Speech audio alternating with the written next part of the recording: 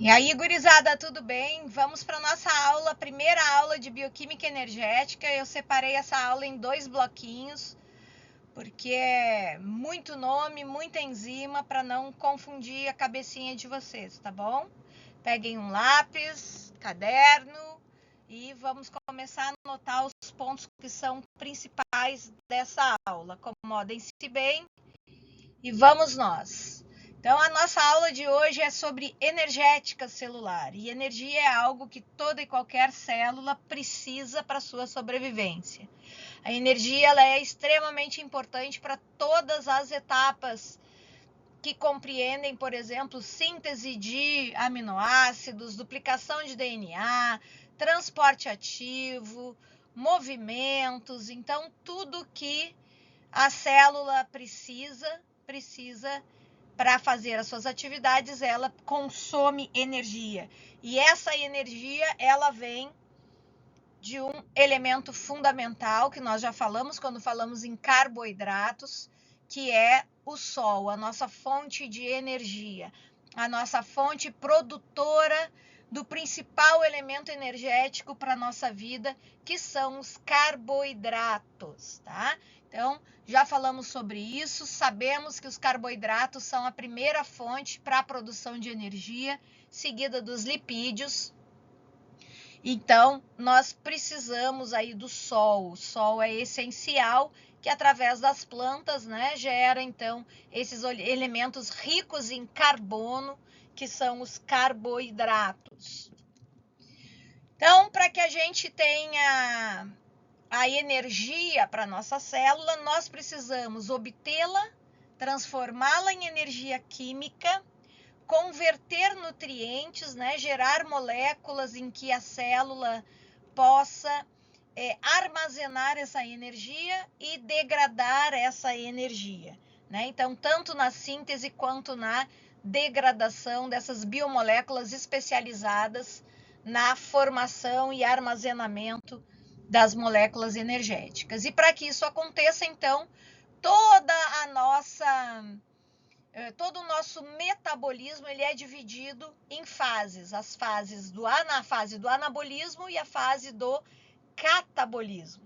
A fase do anabolismo, gente, corresponde à fase em que eu pego elementos simples, como açúcares, aminoácidos, e transformo eles nas macromoléculas, como, por exemplo, os polissacarídeos, as proteínas, os lipídios, né? E eu tenho a fase do catabolismo, que é a fase contrária, é a fase em que eu, então, degrado, né? Por isso a via também chamada de via degradativa, é uma via exergônica.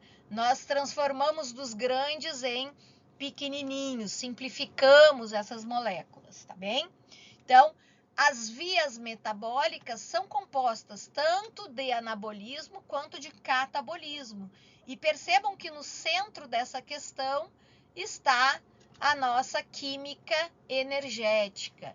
Ou seja, para que aconteça o anabolismo, eu consumo energia, e para que eu faça o catabolismo, eu transformo elementos que podem armazenar fosfatos em elementos mais energéticos para, então, alimentar esse ciclo que vai e vem, tá?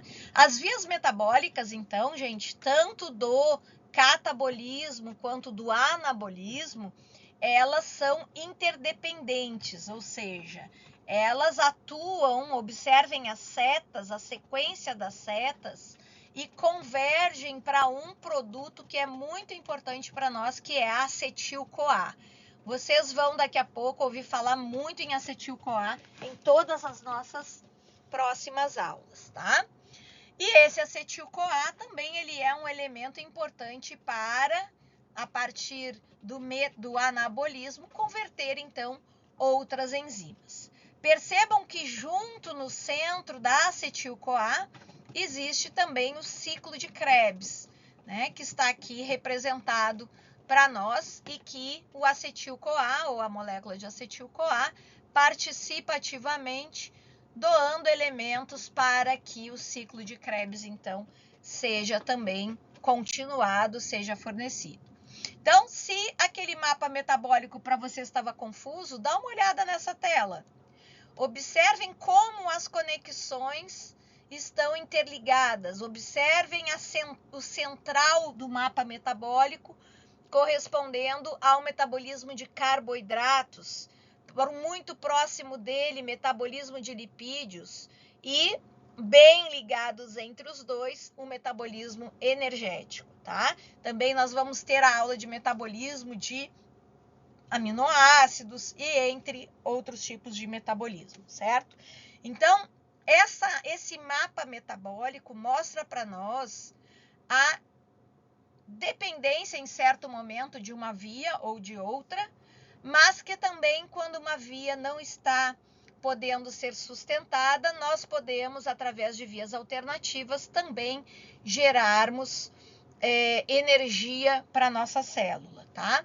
Quando é que uma via não está funcionando? Quando nessa via, que vocês estão vendo vários pontinhos, são os produtos que são gerados por enzimas. Então, quando alguma enzima está deficiente, não vai gerar um produto. E percebam que um produto precisa do outro para que a gente desenvolva todo esse caminho, toda essa resposta que deve ser metabólica. E aí, pela complexidade que vocês estão vendo da tela, existem aí mais de 2.000 reações conhecidas e catalisadas por diferentes enzimas. Nem sempre as enzimas vão participar de uma mesma via, tá? Pode acontecer, que são as chamadas vias anfibólicas. São reações que podem acontecer tanto na fase anabólica quanto na fase catabólica, ou seja, uma mesma enzima vai degradar e a mesma enzima pode também converter aquele produto no produto anterior, tá? Então, mas de uma certa forma, né, de uma forma geral, vamos dizer assim, tanto a biossíntese quanto a degradação, elas são quase sempre distintas, tá? Cada uma com a sua enzima, ocorrem então por vias diferentes, podem envolver enzimas diferentes, na sua grande maioria, são compartimentalizadas. O que quer dizer isso? Acontecem dentro de alguma região da nossa célula. Como a gente está falando em energética, grande parte do que a gente vai ver aqui está acontecendo dentro da mitocôndria, tá? Muitas das vias são irreversíveis e possuem etapas limitantes. Estão lembrados das etapas limitantes das enzimas?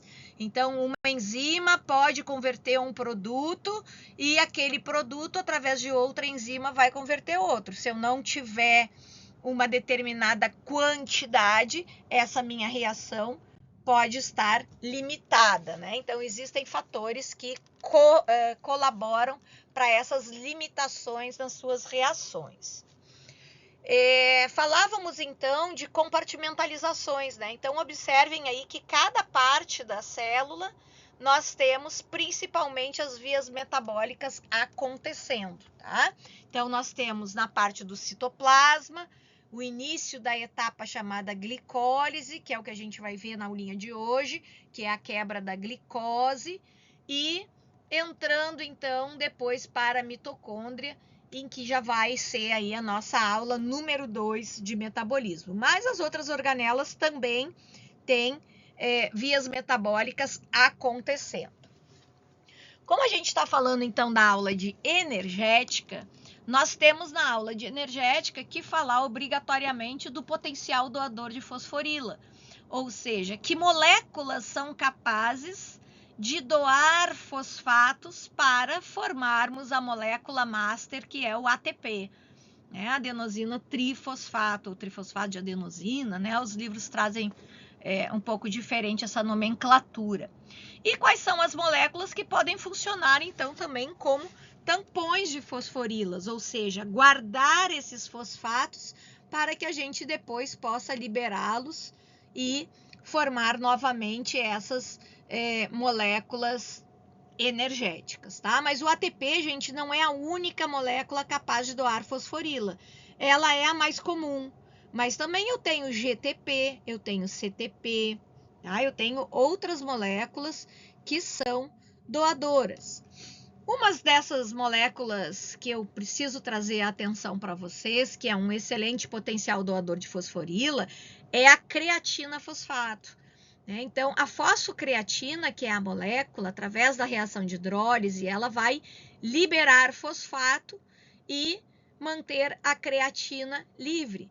Essa creatina, então, pode depois sofrer modificações na sua estrutura e essa liberação do fosfato é o que a gente usa muito e que ouve muito na venda, então, desse elemento para quem faz atividades que envolvam força física. Prestem atenção que eu trago essa informação aqui para vocês, que a quantidade de ATP disponível na célula muscular ela é suficiente para apenas 1 segundo do exercício dito extenuante. Então, observa como é que funciona isso neste gráfico. Eu tenho a geração de ATP que acaba rapidamente. E essa creatina, ela funciona como um tampão para nós. Ela vai guardando esses ADPs que são formados e retransformando e liberando fosfatos e retransformando, então, esses ADPs em novos ATPs e assim o exercício físico consegue ser mantido por mais tempo. Mas, galerinha, isso é para quem atua com exercício extenuante. Isso é para quem é atleta de alto rendimento. Então, fazer uso de creatina para quem faz uma musculação, para quem faz um esporte que não é um esporte de atleta de Olimpíada. Presta atenção nisso, você não está aí para quebrar recordes, você está aí para ganhar massa muscular, você não precisa fazer uso desse tipo de produto. Por quê? Porque a energia gerada por isso, ela é uma energia que vai fazer o atleta ter um fôlego aí nos próximos 30 segundos antes da prova terminar. Vocês passaram aí por Olimpíadas e devem ter visto atletas como o cara lá do remo, esqueci o nome, me perdoem, que conseguiu aí tirar a sua medalha fazendo seu último esforço lá de alta intensidade. Então, pessoal, se você faz uso e não consome a energia como um atleta de alto rendimento, porque você não é um atleta de alto rendimento, você vai ter um acúmulo de creatina que vai sobrecarregar seu rim. Então, cuidado com isso, tá? Cuidado, você não precisa disso. Fica o alerta. Pronto. Vamos dar continuidade, então. Para que a gente tenha energia a partir das vias metabólicas, nós precisamos, então, armazená-las, né? Utilizá-las na forma química. E essa forma química ela atua como o quê? Ela atua como pegar esses elementos e reagi-los através de reações de oxirredução. Então, sempre vai existir aquele elemento que vai se oxidar, perdendo elétrons, e aquele que vai se reduzir, ganhando os elétrons. E é através dessa passagem de elétrons, então, junto lá da mitocôndria, é que a gente vai conseguir formar esses elementos energéticos, como no caso o ATP. Como nós falamos antes, a extração de energia parte sempre da nossa fonte alimentar. Então, se eu não me alimento corretamente, eu vou ter que consumir energia degradando produtos que estão no meu corpo, como açúcares armazenados em primeiro lugar, gorduras armazenadas em segundo lugar, degradação de proteínas em terceiro lugar, e aí já entra aí uma fase extremamente crítica para o meu corpo. E por último, a degradação de bases nitrogenadas, né? Então eu preciso cuidar da minha alimentação para que eu não degrade elementos que são elementos essenciais, estruturais para o meu corpo. Então, a extração de energia dos alimentos parte, então, desse estágio 1, em que alimentos são quebrados em unidades menores, proteínas em aminoácidos, através do processo digestivo. polissacarídeos em glicose e outros pequenos açúcares, monômeros de açúcares, e os ácidos graxos, né, sendo quebrados aí também na forma livre, ácidos graxos e glicerol. Percebam que todos esses 3 elementos convergem para a produção daquele produtinho que eu falei que a gente vai falar muito, que é a acetil-CoA. A acetil-CoA vai ser bem central nas nossas aulas de metabolismo, que são as aulas que vêm depois dessa parte de aula de energética. A acetil-CoA colabora com o ciclo do ácido cítrico, então já estamos entrando no terceiro estágio, que é a oxidação final da acetil-CoA, passagem de elétrons através da fosforilação oxidativa, gerando o ATP. Mas como é que exatamente acontece isso, né? Então, nós precisamos atacar aí essas reações em partes. Então, vamos focar na aula de hoje com a questão da glicólise. A glicólise é a primeira lise de açúcares, né? A primeira reação, daí o nome, que acontece para a formação de energia a partir, então, dos carboidratos, tá? Essa energia da glicose, ela parte de uma etapa, primeiro, anaeróbia e depois a parte que é aeróbica, e aí vamos ver como é que isso aí está acontecendo. Então, nós temos a glicólise, respiração celular, e a glicólise e fermentação na sua fase anaeróbia.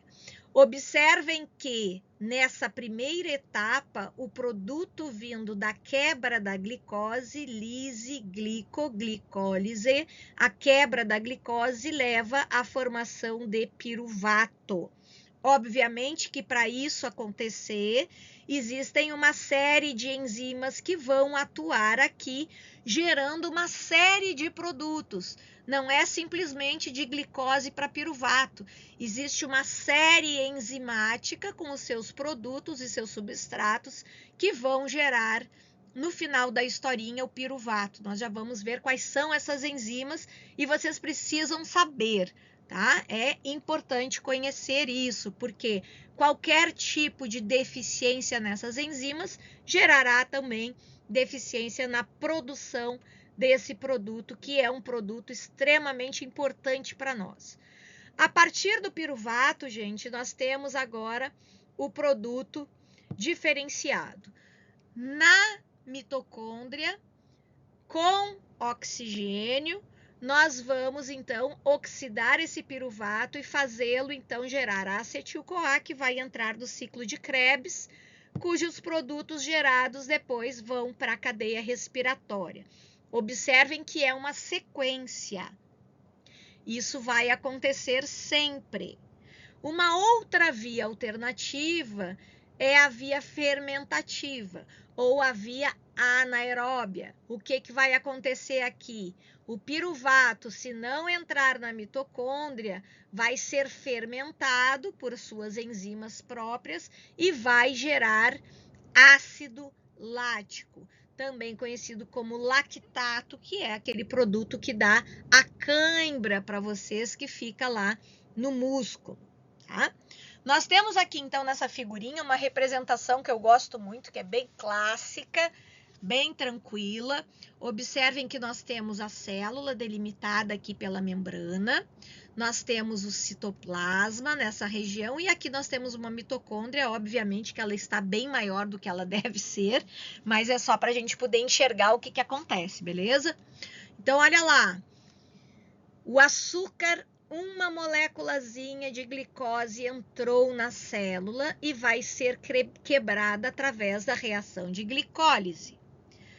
Essa reação de glicólise vai gerar 2 ATPs, 2 moléculas energéticas. Segura ela aí no cantinho da cabeça. Ao mesmo tempo, vai gerar 2 moléculas de NADH2, que é como se fosse um tampão, que depois, dentro da mitocôndria, na reação de fosforilação oxidativa, também conhecida como cadeia respiratória, vai ser convertido em ATP.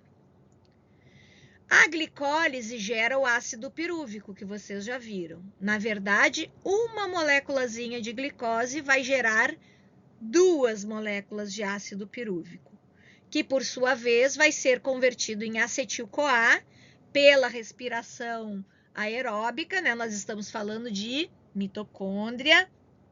Então, dentro da mitocôndria, esse acetil-CoA vai fazer parte do ciclo de Krebs, que por sua vez vai gerar também moléculas energéticas, como 2 moléculas de ATP, 2 FADH2, 6 NADH2, né? Na aula 2 de energética, nós vamos ver como é que isso acontece, tá? Mas eu tô chamando a atenção de vocês aqui pelo seguinte: esse que é um slide clássico, se você observar a quantidade de ATP que ele está botando aqui, a quantidade de ATP que ele converte por molécula de NADH2, que é cada molécula de NADH2 ele converte para 3 ATPs, né, pela proporção que vocês estão vendo, e o FADH2 ele converte 1 FAD a cada 2 ATPs, ela gera num total 38 ATPs, ou seja, uma molécula de glicose, através das reações de glicólise,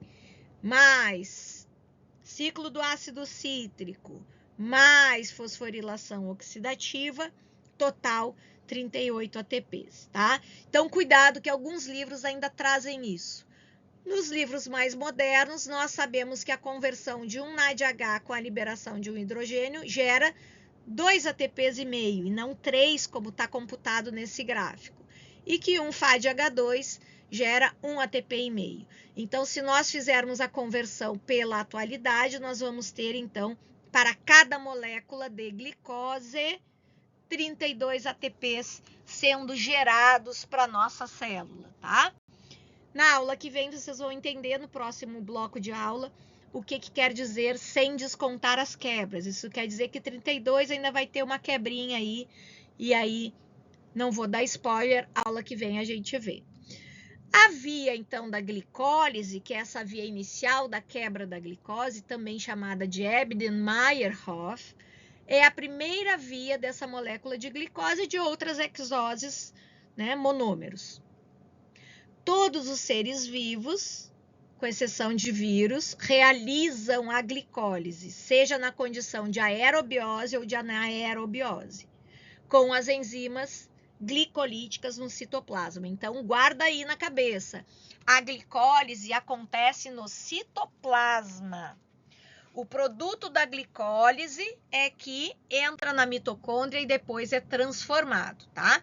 Então, toda essa etapa inicial até a formação aí do lactato, ela é uma via anaeróbica, que acontece no citoplasma.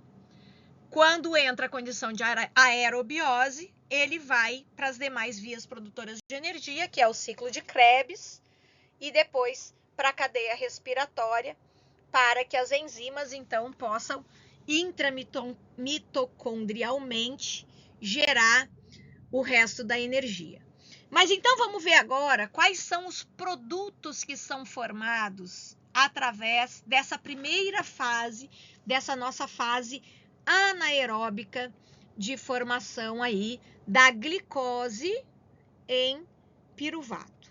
Vocês já estão vendo aí que a glicose, numa determinada etapa, esse produto ele gera 2 produtos, que é o gliceraldeído 3-fosfato, e que cada gliceraldeído 3-fosfato vai ser convertido através de uma série de reações em piruvato. Conseguem perceber, não é? Então, uma glicose vai gerar sempre 2 moléculas de piruvato. Guardem isso. Essa etapa, então, anaeróbica, ela parte de uma fase chamada de investimento, e essa fase aqui, a partir do gliceraldeído até a formação do piruvato, chamada de fase de lucro. Por que isso? Se vocês lembrarem do slide anterior, nós temos um total aqui de 2 ATPs. Mas se você olhar no detalhamento de cada reação, você vai ver que de glicose para glicose 6-fosfato, você está consumindo um ATP que esse em ADP, né? Transforma ATP em ADP, e esse fosfatinho aqui, ele fica ligado a essa glicose, sendo chamado então de glicose 6-fosfato, que por sua vez é convertido em frutose 6-fosfato, que com mais um gasto de ATP em frutose 1,6-difosfato. Um fosfato, outro fosfato, difosfato. Percebam que ela se chama fase de investimento, por quê? Porque eu invisto 2 moléculas energéticas, ou seja, eu gasto 2 ATPs. E depois, para transformar a frutose 1,6-difosfato em 2 moléculas de gliceraldeído, os fosfatos são distribuídos e eu tenho aí uma série de reações em que eu formo ATPs. Formo ATPs de ADP para ATP, ADP para ATP. Então, se eu tenho 4 ATPs formados e gasto 2 ATPs, eu tenho um balanço energético de 2 ATPs, né? Como se eu tivesse gasto menos 2 e ganho mais 4, então eu tenho um resultado final de mais 2, certo? Então, a glicólise, na sua fase anaeróbica, até formar o piruvato, nós temos na fase de investimento 2 ATPs gastos e na fase de lucro 2 moléculas de ATPs geradas para cada gliceraldeído 3-fosfato, que vai gerar um piruvato. No total, nós temos, então, 2 piruvatos e um balanço total de 2 ATPs, certo? É o que traz esse texto aí para vocês, né? Trabalhado para que vocês tenham essa parte aí escritinha para vocês. Não vou perder tempo aqui conosco lendo, depois vocês façam a pausa e façam a leitura. Já nesse slide, nós temos a mesma coisa que aquele slide anterior, com uma grande diferença. Nós temos aqui numerada na sequência o nome da enzima que converte aquele substrato naquele produto. Então, por exemplo, a glicose, através da enzima hexoquinase, forma a glicose 6-fosfato, que passa a ser o substrato para a próxima enzima chamada glicose fosfato isomerase, que forma a frutose 6-fosfato, um novo produto. Esse meu produto passa a ser o substrato da próxima enzima, fosfofrutoquinase, e assim por diante vocês vão vendo até a formação do meu gliceraldeído 3-fosfato e outros elementos que ao longo do semestre vocês vão ouvir falar. Mas foca no que a gente viu, né? Então, da aldolase eu tenho a próxima enzima que vai trabalhar em cima do gliceraldeído 3-fosfato, né? Fazendo então uma isomeração, e esse gliceraldeído vai passar a ser, depois da ação da gliceraldeído 3-fosfato desidrogenase, um 3-bifosfoglicerato, que vai ter a ação da enzima 7, por sua vez a 8, a 9, a 10, até chegar na formação do piruvato. Diferença desse slide para o outro é porque eu só estou mostrando uma cadeia a partir da etapa 6, tá? E, na verdade, nós temos 2 moléculas de gliceraldeído 3-fosfato, que vai levar à formação de 2 piruvatos, tá? É uma outra forma de mostrar para vocês a via glicolítica. Já na glicose anaeróbica, nós falamos que o produto é o lactato, que vai ser reduzido, tá? Então, é uma grande diferença da fase anaeróbica para a fase aeróbica.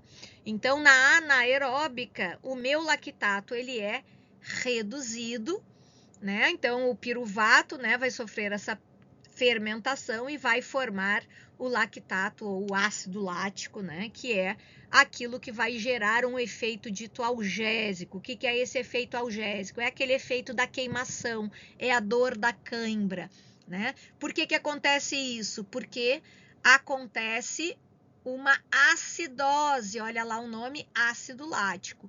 E essa acidose, né, vai gerar essa resposta fisiológica nessas fibras musculares, tá? Então, em condições aeróbicas, o piruvato não é reduzido, ele é oxidado nas mitocôndrias até gerar o acetil-CoA. No caso da anaeróbica, sim, o piruvato passa a ser reduzido, formando o lactato, que é proveniente dessa reação aí que vai gerar a cãibra, tá? Então, aqui nós temos um outro slide para fazer uma sumarização daquilo que vai ser, na verdade, a nossa próxima aula de energética.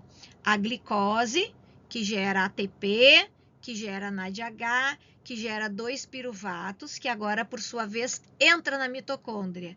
E ao entrar na mitocôndria, vai produzir elementos energéticos também, NADH, gerar CO2 e contribuir para o ciclo de Krebs, gerando novos elementos energéticos, NADH, FADH2, né? E que, por sua vez, através desses NADHs e FADH2, através da resposta de fosforilação oxidativa, vão gerar novas moléculas de ATP.